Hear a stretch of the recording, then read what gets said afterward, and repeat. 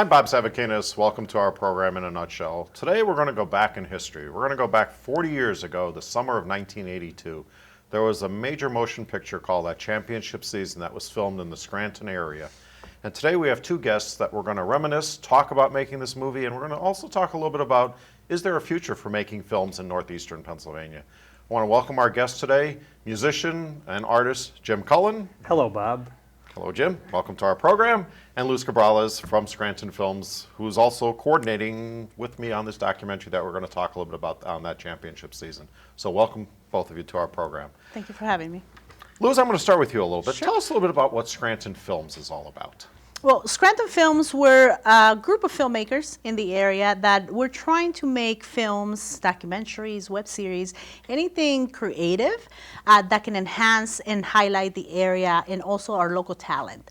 We aim to bring back film to the Scranton area and, our surroundings by having companies either use us for their services to enhance a business or artists to maybe highlight them and create a community of filmmakers and artists all working together towards the same artistic goal. And that's one thing that we have here in northeastern Pennsylvania, in the Scranton area. We have so many talented people. Mm-hmm. You making some films, Scranton Films, documentaries, things like that. To talk a little bit about myself, I've been doing documentaries since 2009. I've done a lot of local documentaries. I'm also working on a local film. Again, our collaboration partnership that we'll talk a little bit more about on that championship season. But speaking of artists, we have Jim Cullen. Hey. Jim, you're legendary in this area for your musical talents and everything. Tell us a little bit about what you've done and what you're doing out there in the community now. Well, sure. Like you mentioned, I'm an artist, and this is the real me sitting here. That's really what I believe I was born to do, is to make music. And at the time that this film was coming out, it just seemed like a ripe opportunity. There was a lot of theme songs that were attached, like Top Gun. What's the name of that song? You're too young to know. I might be too young, yes. Bob will know. Anyway, that's how it goes, but I can't think of the title right now. I wrote a song called That Championship Season, and I chased Jason all over Scranton, and they decided not to go with a theme song for the movie. They just went with like a standard string track, and horns and everything like that. So. Well, anyway, Jim, you were a part of the movie as well, so besides the musical aspect of it, we're going to talk a little bit more about that. But for our viewers that aren't familiar, That Championship Season was a movie made in 1982. It was filmed in our area, in the Scranton, Taylor area, specifically at Naog Park, down in Taylor, throughout Scranton. And it was produced by a company called the Cannon Group, which back in the 1980s made tons. And when I say tons, the one year, I believe it was 1983, 1984, they made over 100 films. And those movies included actors like Charles Bronson, Chuck Norris. And the Cannon Group seemed to kind of deviate a little bit with That Championship Season. It became more of an artsy film.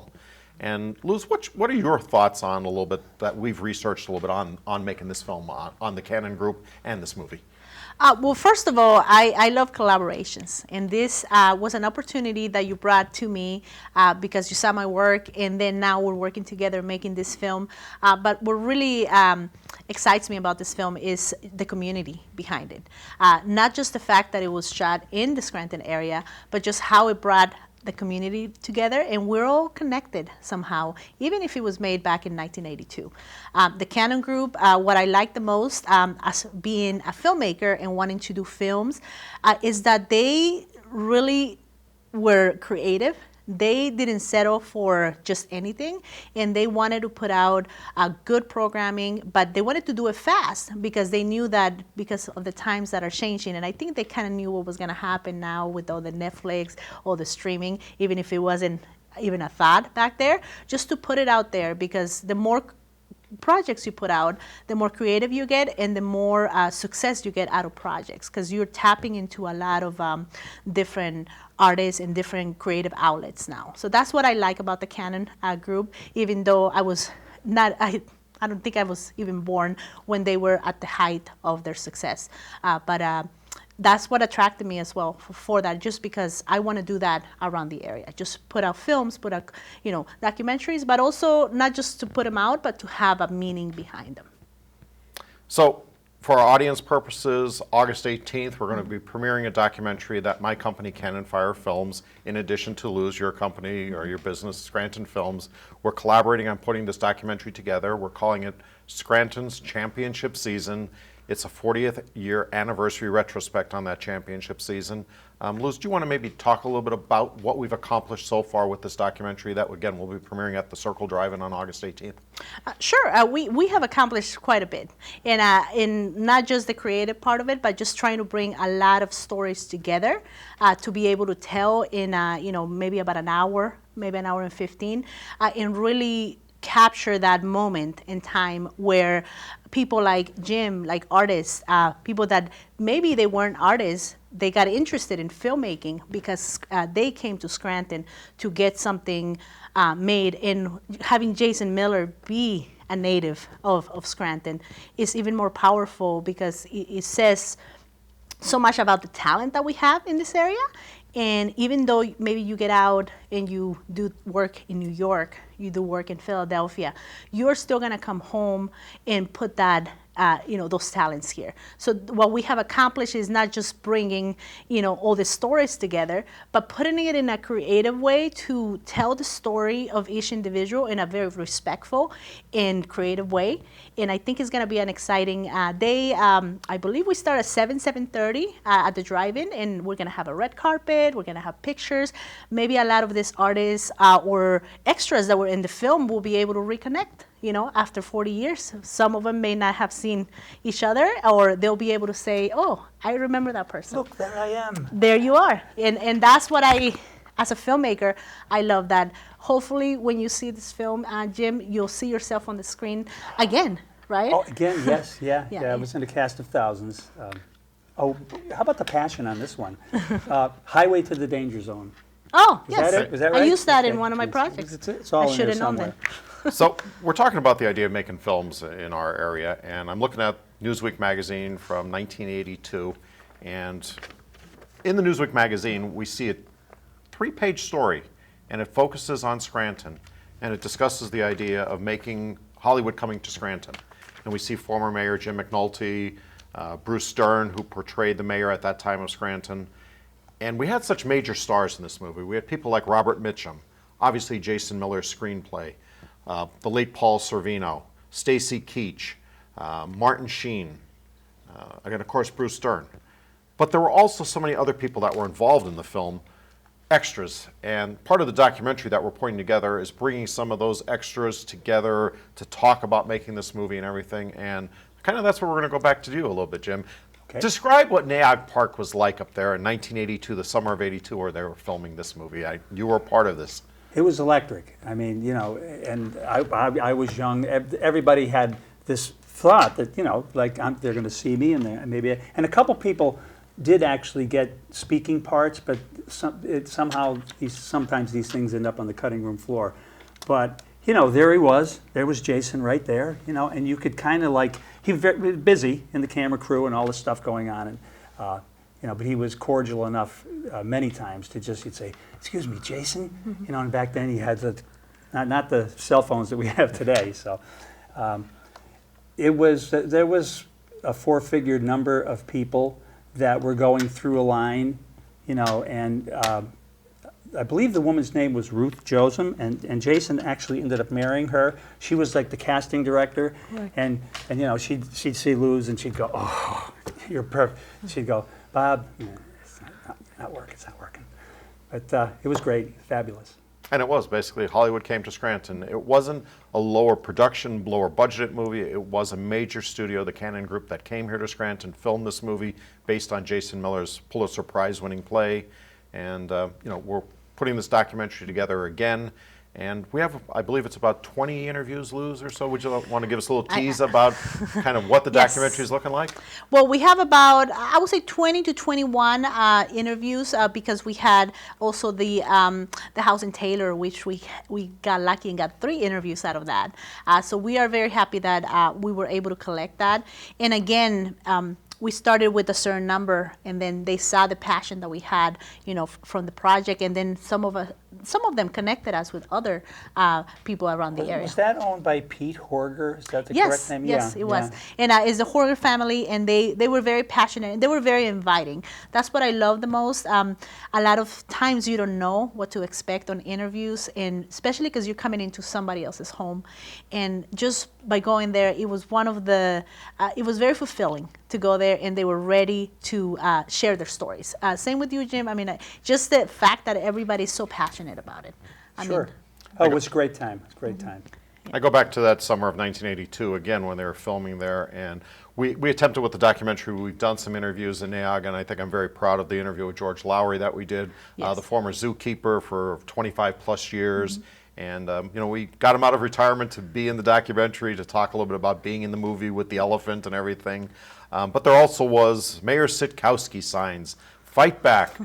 Jim, do you remember seeing Mayor Sitkowski signs up there at Neog Park when he was Absolutely. running Bruce Stern? Yes, I think I sent you some pictures with how do you say it? Sitkowski. Sorry, May. Sorry to get your name wrong.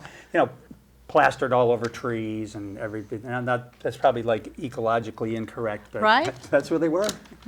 Yeah, I saw a lot of that through the research that we were doing, just not just on the pictures, looking up videos online, looking up a lot of archival from, you know, everywhere that we can find. So it was very nice seeing that because it was something that I actually haven't experienced. I'm from California, and I came here to Scranton to get my graduate degree at Marywood. So that's when I really saw like the community Yeah. behind Scranton.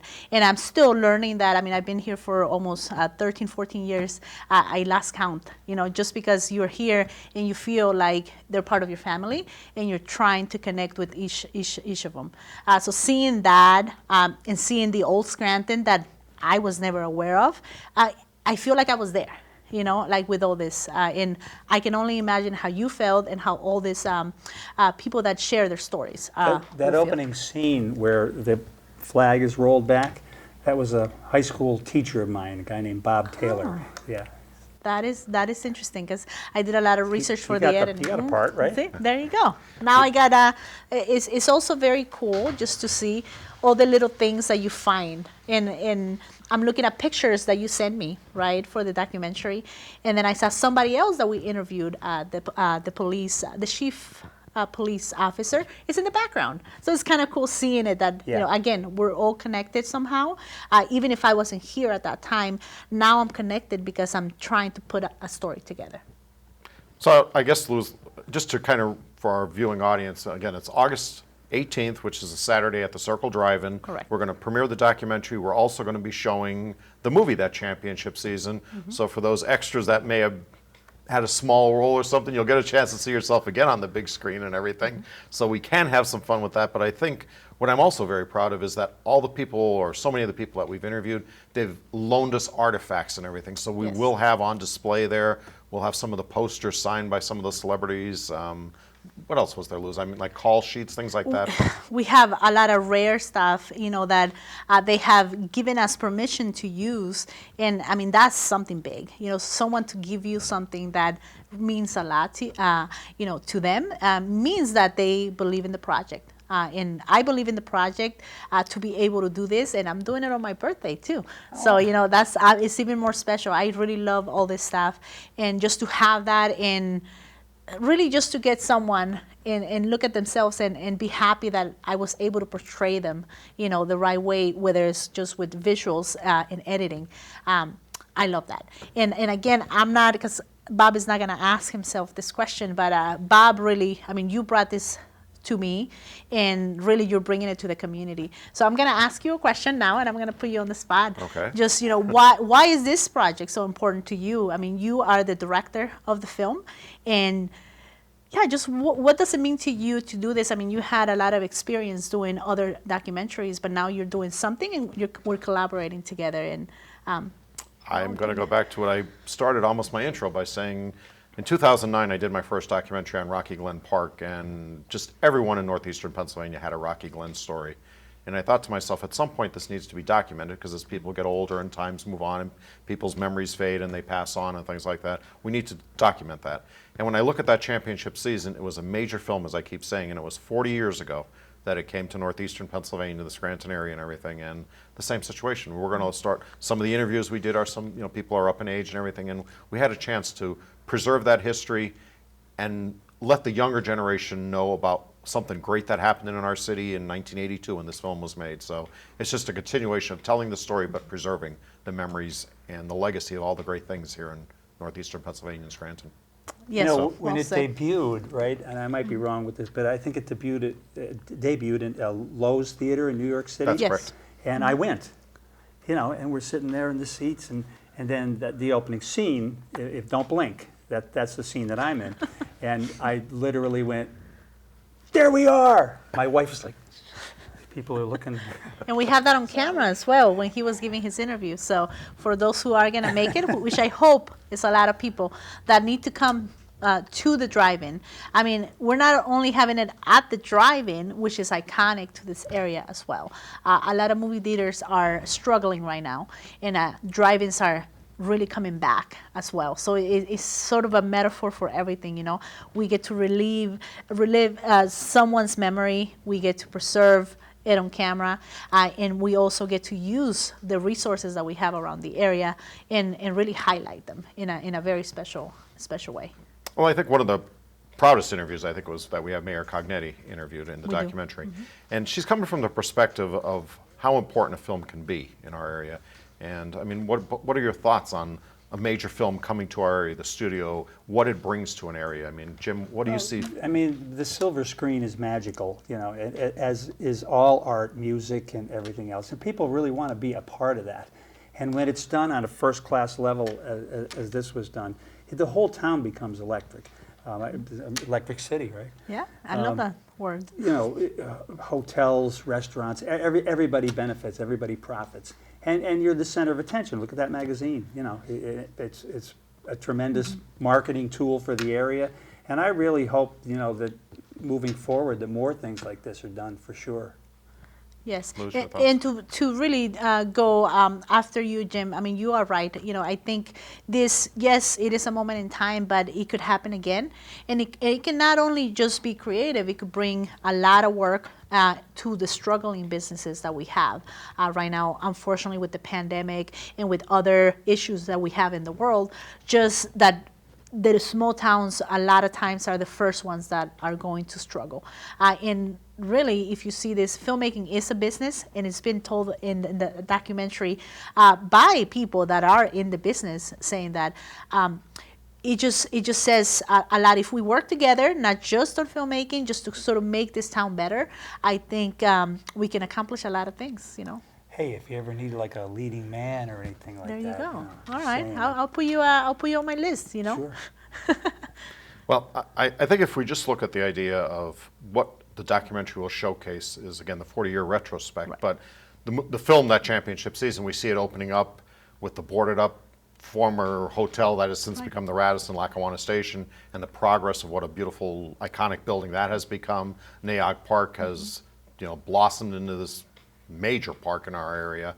Just so many scenes and so much development has happened, and I think, again, that's a good part of the result of Hollywood coming to northeastern Pennsylvania, to the Scranton area.